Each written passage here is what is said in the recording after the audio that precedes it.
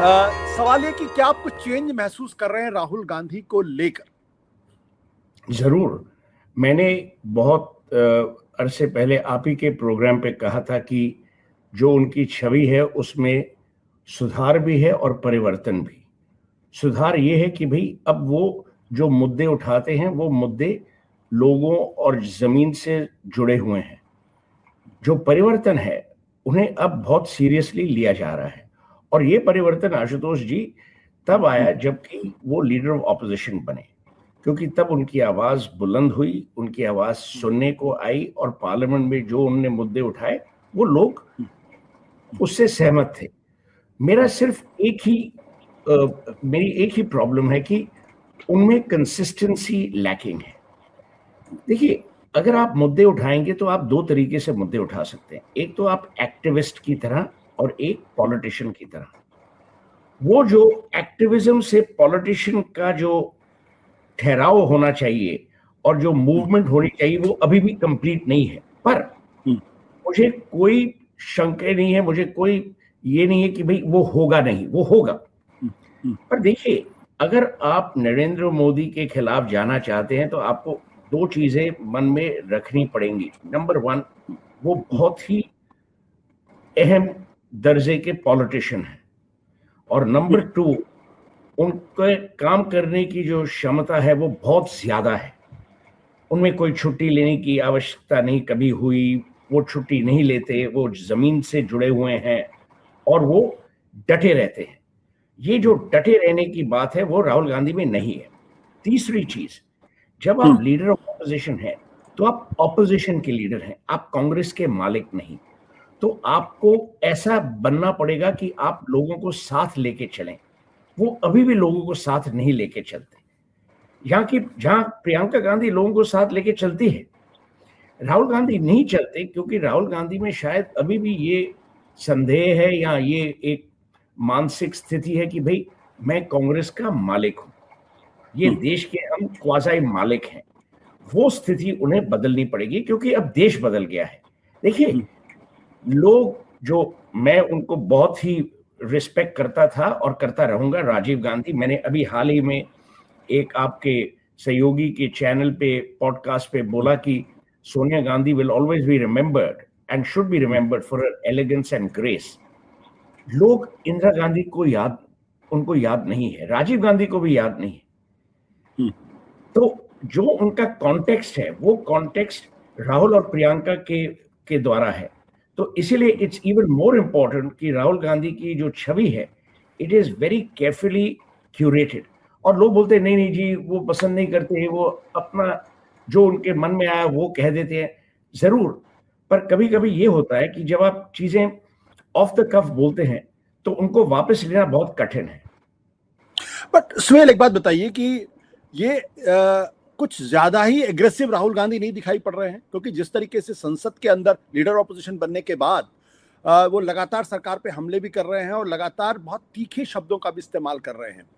और अभी पिछले दिनों जब संसद हो रही थी तो जिस तरीके से अमित शाह को उन्होंने घेरने की पूरी कोशिश की, ये जो एक्स्ट्रा एग्रेशन है ये आपको नई चीज दिखाई पड़ती? क्या ये राहुल गांधी की उस एंग्री यंग मैन या एंग्री ओल्ड मैन या जो कुछ भी आप कह लीजिए उस छवि से मैच करता है, जो दरअसल आज के जमाने में चूंकि लोग सवाल नहीं करते, सवाल नहीं पूछते, सरकारें सवालों के जवाब नहीं देती, वहां पे वो अपनी अगर छाप डालनी है तो आपको एक उस एंगर को आपको एक्सप्रेस करना पड़ेगा। देखिए, इस देश में एंगर लोग बहुत पसंद करते हैं, अमिताभ बच्चन से लेकर आज तक।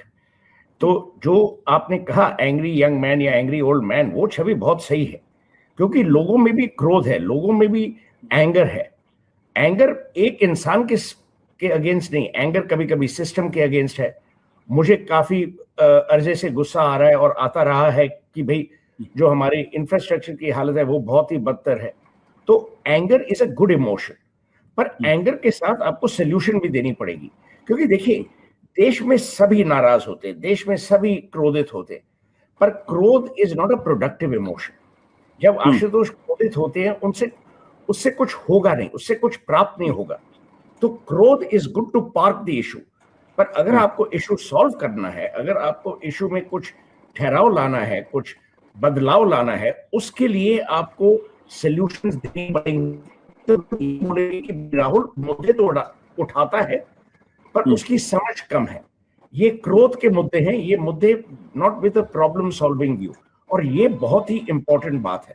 देखिए, जब भी प्राइम मिनिस्टर बात बोलते हैं, या रेड फोर्ट से हो या अपने मन की बात में हो, वो हर वक्त एक मुद्दा उठाते हैं और बोलते हैं ये मैंने किया है या ये मेरी सरकार ने किया है। राहुल गांधी को भी बोलना चाहिए। अगर राहुल गांधी को समझ लीजिए नीट के साथ प्रॉब्लम है और लोगों को है प्रॉब्लम, उनको सॉल्यूशंस देनी चाहिए कि भाई जब हम आएंगे या जब हम थे ये हुआ है। तो ये जो उनका क्रोध है वो तो पूरे देश का क्रोध है, पर पूरा देश तो लीडर ऑफ ऑपोजिशन है नहीं। लीडर ऑफ ऑपोजिशन तो सिर्फ राहुल गांधी है। जब हम अपने नेता चुनते हैं, हम अपने नेताओं से दो चीजें की कामना करते हैं। एक, वो हमारी आवाज में बोलेंगे। नंबर 2, वो हमारी आवाज और बुलंद करेंगे, क्योंकि हमें सॉल्यूशंस चाहिए। तो ये दो चीजें राहुल गांधी ठीक कर रहे हैं, पर सॉल्यूशंस कहाँ है? लोग कहते हैं कि भैया ये तो मुद्दा उठा के फिर भाग जाता है, फिर कहीं छुट्टी पे चले जाते हैं, कहीं जो भी है। पर मैं एक बात आपको बोलूं, आप ये कह लीजिए जेन जी जो यंग पीपल हैं, उनमें अब there is a sort of association with Rahul Gandhi. उनके कपड़े पहनने का तरीका, उनके चरित्र के साथ जो वो जैसे बिहेव करते हैं। पर मेरी सिर्फ 2 प्रॉब्लम्स हैं। देखिए, Rahul Gandhi is not a normal person. वो एक ऐसे परिवार से हैं जिस परिवार ने बहुत देश सेवा की। आप डिसएग्री करें, अग्री करें, पर there is no question that Pandit Nehru से लेकर मिसेस गांधी तक उन्होंने बहुत देश सेवा की और देश के लिए काफी सैक्रिफाइसेस हुए हैं, पर्सनल फैमिली सैक्रिफाइस। 2 प्रधानमंत्री हमने खोए हैं at the hands of Assassin's. ये लेगेसी उन्हें प्रिजर्व करनी पड़ेगी। तो जब आप इस लेगेसी के टॉर्च बेरर हैं, तो लोग आपसे एक मैनरिज्म एक्सपेक्ट करते हैं, एक बिहेवियर पैटर्न एक्सपेक्ट करते हैं। अब लोग बोलते हैं कि भाई गवर्नमेंट उनको पप्पू बुलाती है, बीजेपी उनको पप्पू बुलाता है, ठीक है।